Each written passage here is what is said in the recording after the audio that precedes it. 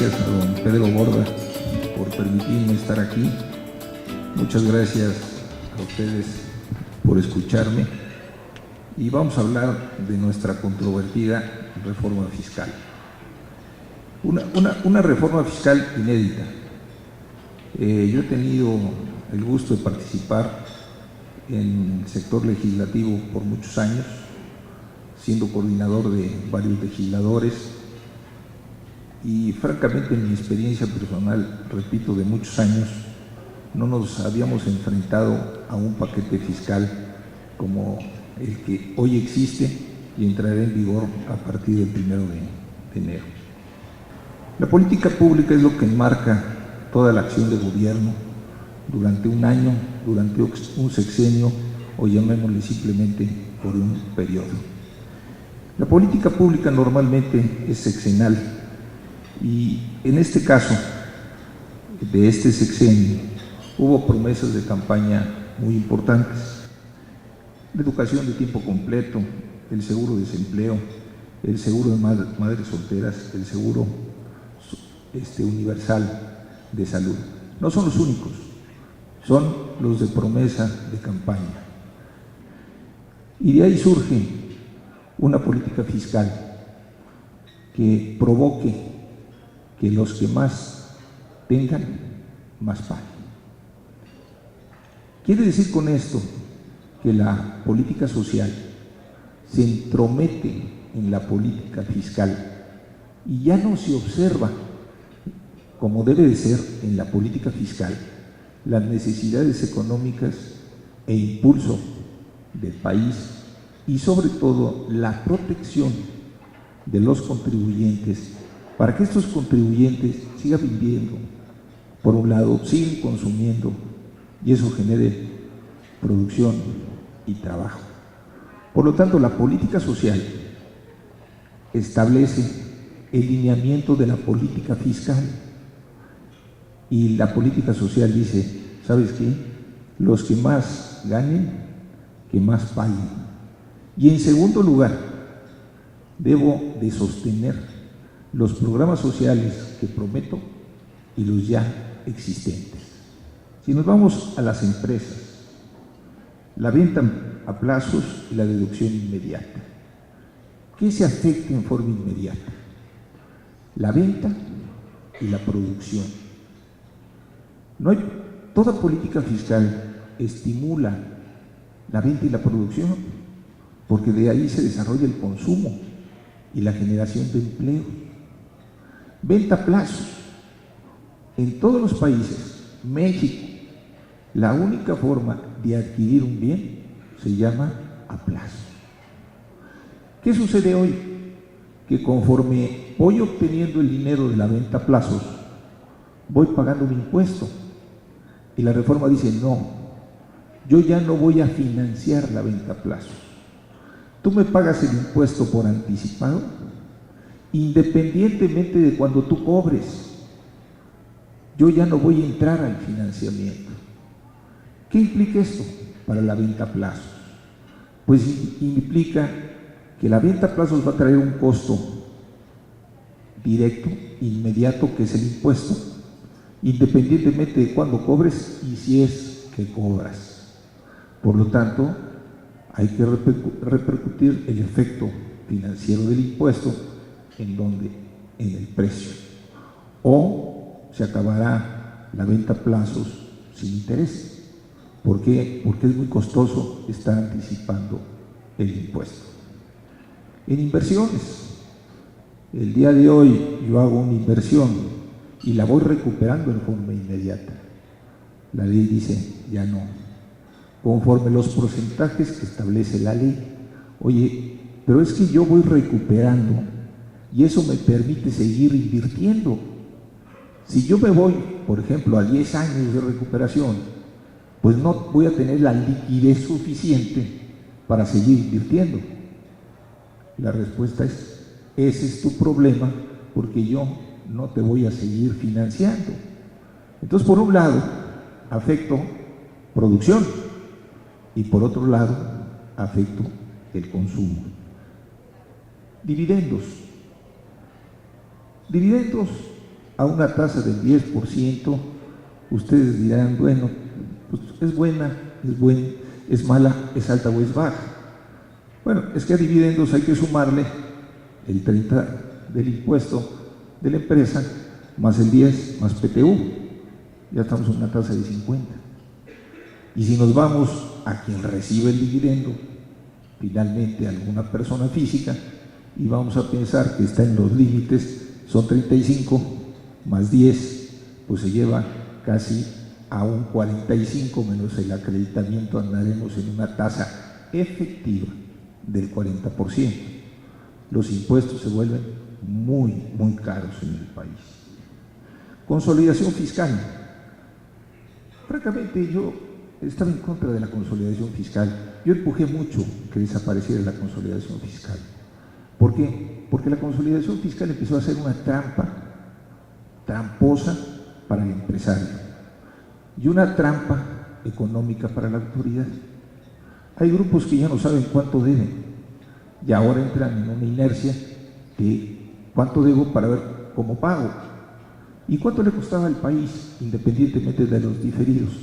Cerca de 12.000, 13.000 millones de pesos anuales. Había que terminar con eso, porque si no, la consolidación iba a terminar con los grupos que consolidaran. No estoy de acuerdo con la transición. La transición debió de haber sido tranquila, sin perjudicar a los grupos. Hay tantas violaciones en la transición que no veo algún grupo que no se esté preparando para el amparo. Los trabajadores. Se dijo que los que más tienen, más pagan. Los trabajadores. Pues podemos hablar, trabajadores de un salario mínimo para adelante. ¿Qué pasa hoy en día? Hoy en día el trabajador divide en tres formas su ingreso: su salario, las prestaciones que le da el Seguro Social y las prestaciones exentas que ha venido agregando la empresa.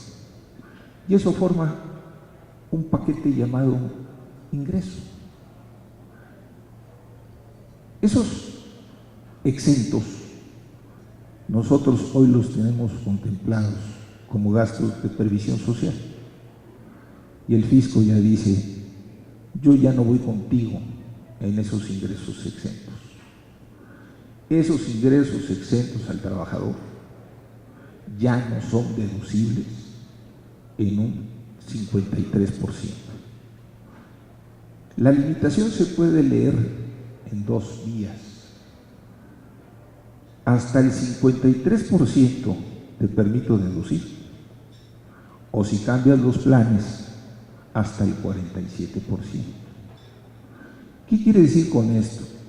Si mis prestaciones exentas a mis trabajadores son del orden de 1,000, yo hoy hago deducible 1,000, el año que entra nada más 530. ¿Y qué pasa con los 430? No los puedo hacer deducibles, pero los tengo que pagar. ¿Por qué? Porque tengo un contrato. Y puede ser un contrato individual, puede ser un contrato colectivo, o llámenle ustedes como gusten. Lo tengo que pagar. O le voy a decir al trabajador, ¿sabes qué? Te lo cargo a tu salario. Ah, pues si se lo cargo a su salario, no deduzco nada. Y por otro lado, el trabajador pagaría más impuestos. Por un lado, se afecta al patrón, porque está obligado por el contrato establecido o enfrenta un problema laboral a cumplir con lo que prometió contractualmente de hacer pagos exentos, previsión social. Por otro lado, se le castiga en la deducción o se afecta al empleado en la acumulación. Yo siento que hay una retroactividad terrible de la ley porque los contratos ya existen. Si yo contratara a futuro, a partir del 1 de enero, mis contratos laborales cambiarían, pero los que ya tengo establecidos va a implicar forzosamente que quien no se ampare va a tener un impacto económico terrible en sus resultados económicos. Si seguimos en el impuesto sobre la renta, pues eliminaron beneficios. Iba a ser totalmente eliminado la deducción de restaurantes. Hoy, francamente, es nada, 12.5, baja a 8.5. Las sociedades cooperativas de producción son importantes en la economía, sin embargo, se utilizaron como un vehículo para eludir el pago del impuesto y la autoridad dijo, se acaba. Y las personas físicas, la venta de la casa habitación. La casa habitación es el patrimonio familiar. La casa habitación se logra a través de un esfuerzo familiar, de un ingreso que normalmente ya pagó el impuesto. ¿Por qué me grabas la venta? Es la recuperación del patrimonio familiar. Hasta el día de hoy exentos 1.500.000 UDIs, andamos 7 millones y pico, se baja a 700.000 UDIs, menos de 4 millones de pesos. Esto es una afectación terrible a toda la sociedad. La enajenación en bolsa. Bueno, pues que los ricos paguen. No, señores. ¿Cuántos de ustedes no están invirtiendo en fondos? En fondos de su banco, que les dicen, oye, ¿qué te parece si tienes un puntito más y entramos a este paquete? Pues ese paquete está en acciones. Entonces, ¿qué va a pasar con ese puntito? Pues ese puntito va a pagar impuesto al momento en que se hagan líquidas esas acciones que forman parte del paquete en el que están ustedes invirtiendo. Entonces, aquí no va a los que apuestan directamente a la bolsa, que más que un ahorro viene siendo un riesgo, sino que afecta a todos los que estamos aquí, porque todos los que estamos aquí, pues no tenemos el dinero bajo el colchón, sino lo tenemos en un banco y está produciendo en algún fondo, y esos fondos están formados por acciones, y esas acciones a su vez se van a ver afectadas con esta reforma fiscal. La tasa sube el 35%, no es de preocupación que se preocupen los que ganan mucho, no, pero también nos tenemos que preocupar los que ganan hasta 400,000 pesos anuales. ¿Por qué? Porque se van a ver impactados con un impuesto mayor de lo que venían pagando el día de hoy a una tasa del 30%. La limitación de beneficios en las deducciones personales es algo muy molesto. Yo como trabajador tengo deducciones anuales donde están los gastos médicos, las pólizas de seguros, la educación, el transporte escolar, los donativos. Y después de esta reforma aplicaremos los gastos de funerales. ¿Qué sucede? Pues que me la topan a 4 salarios mínimos, cerca de 90,000 pesos. ¿Cuánto cuesta una póliza de gastos médicos mayores de una familia de 5 personas, en edad promedio de 40, 50 años? 60, 70,000 pesos. Me dejaron 20 deducibles. Esto verdaderamente es ingrato, cómo se nos trata. ¿Por qué? Porque el 60% de la recaudación viene de los trabajadores. ¿Y quiénes son los que solicitan la devolución? Los trabajadores. ¿Por qué? Porque sus deducciones anuales pueden superar en mucho o en poco la retención que se hace en forma mensual. Se nos limita. Quiere decir que la seguridad social viene haciendo o va a ser el día de mañana la única seguridad a la que nosotros podemos accesar, porque la otra, al no ser deducible, se encarece en la misma proporción.